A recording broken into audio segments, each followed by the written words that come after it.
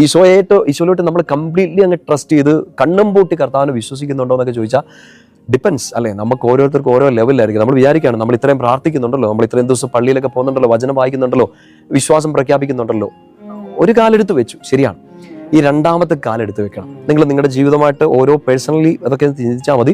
Completely ഇപ്പുറത്തൊരു പിടുത്തം വിട്ട് ഈശോ മാത്രം എന്ന് പറഞ്ഞ് നമ്മൾ ശരിക്കും ഇറങ്ങിയിട്ടുണ്ടോ?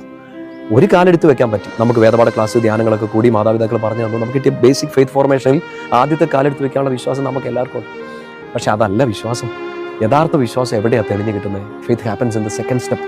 രണ്ടാമത്തെ കാലെടുത്ത് വയ്ക്കുക എന്ന് വെച്ചാൽ ഇവിടുന്ന് പിടുത്തം മുഴുവൻ വിടുക. ഇവിടെ ഒരു പിടുത്തമില്ല, മാതാപിതാക്കളില്ല, മക്കളില്ല, പ്രിയപ്പെട്ടവരില്ല, ആശ്രയിച്ച് നിന്ന് ഒന്നുമില്ല. നമുക്ക് ഫൗണ്ടേഷനായിട്ട് നിന്ന് പിടിച്ചു നിൽക്കാനുള്ള ഒരു കച്ചിത്തുരുമ്പുമില്ല. ഈശോയെ അതൊന്നും ഇല്ലെങ്കിലും നീ അവിടെ ഉണ്ടല്ലോ എന്ന് പറഞ്ഞ് രണ്ടാമത്തെ സ്റ്റെപ്പ് എടുത്ത് വെക്കുന്നിടത്താണ് നമ്മുടെ വിശ്വാസം പ്രകടമാകുന്നത്. നമ്മുടെ ലൈഫ് സിറ്റുവേഷനിൽ ഇത് നിങ്ങൾ നിങ്ങളുടെ ജീവിതമായിട്ട് ചേർത്ത് വ്യാഖ്യാനിച്ചെടുക്കണം.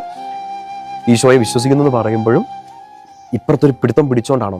മനുഷ്യരിൽ ആശ്രയിച്ചാൽ അത് കെണിയാകുമെന്ന് വചനം നമ്മളോട് പറയുന്നുണ്ട്. ജെറമ്യാ പ്രവാചകന്റെ പുസ്തകത്തിൽ 17-ാമത്തെ അധ്യായത്തിൽ. നമുക്ക് മനുഷ്യർ വേണ്ട, സാഹചര്യങ്ങൾ വേണ്ടാന്നൊന്നുമല്ല. പക്ഷെ അപ്പോഴും ഈശോയെ ഒരു ഗ്യാരണ്ടി ഒക്കെ എടുത്തിട്ട് വലിയ കുഴപ്പമില്ലാത്ത രീതിയിൽ അങ്ങ് ആരാധിച്ച് പോകാം, ബുദ്ധിമുട്ടില്ലാത്ത രീതിയിൽ അങ്ങ് വിശ്വസിക്കാം.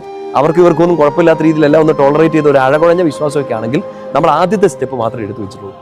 ആദ്യത്തെ സ്റ്റെപ്പിൽ ഈ ആരാധന നടക്കുന്നുണ്ട്, പ്രാർത്ഥന നടക്കുന്നുണ്ട്, പള്ളിപ്പോക്ക് നടക്കുന്നുണ്ട്, വചനവായന, വചന എഴുത്ത് എല്ലാം നടക്കുന്നുണ്ട്. സെക്കൻഡ് സ്റ്റെപ്പ് ഈശോയെ മാത്രം നോക്കിക്കൊണ്ടുള്ള ജീവിതമാണ്. നമ്മൾ പലർക്കും ഇപ്പം ഇത് കേട്ടുകൊണ്ടിരിക്കുന്ന ഒത്തിരി പേർക്കും അത് സാധിച്ചിട്ടുണ്ടെന്ന് ഞാൻ ഉറപ്പായിട്ടും വിശ്വസിക്കുകയാണ്. നമുക്കില്ലെങ്കിൽ അതിനുള്ള ഒരു പവർ കിട്ടാൻ വേണ്ടി നമുക്ക് പരസ്പരം പ്രാർത്ഥിക്കുകയും കൂടെ ചെയ്യണം. ഈശോയെ എല്ലാം ഇവിടെ നിന്നുള്ള സകല ആശ്രയത്വം പോയാലും, മാതാപിതാക്കൾ കൈവിടുന്നു, ജോലി പോകുന്നു, ആരോഗ്യം പോകുന്നു, എന്നാ പോയാലും എനിക്ക് നീ മുമ്പിലുണ്ട്, അതെനിക്ക് മതി എന്നുള്ള ഉറച്ച ബോധ്യത്തിൽ കാലെടുത്ത് രണ്ടാമത്തെ സ്റ്റെപ്പ് എടുത്ത് വെക്കാനുള്ള ഒരു വിശ്വാസം. ആ വിശ്വാസം നിറയാൻ വേണ്ടിയിട്ട് വേണം നമ്മൾ പ്രാർത്ഥിക്കാൻ. ഇരുമിഴിത്താരിലെന്നെ അരുമയായി കാത്തിടേണേ, ഇരുളിൽ എനിക്കു തിരിനാളമായി അണയണേ അമ്മേ. പതിവ് പോലെന്റെ ചാരേ പതിയെ മൂളുന്ന പാട്ടായി പാരിൽ എനിക്കു തുണയാകുവാനണയണേ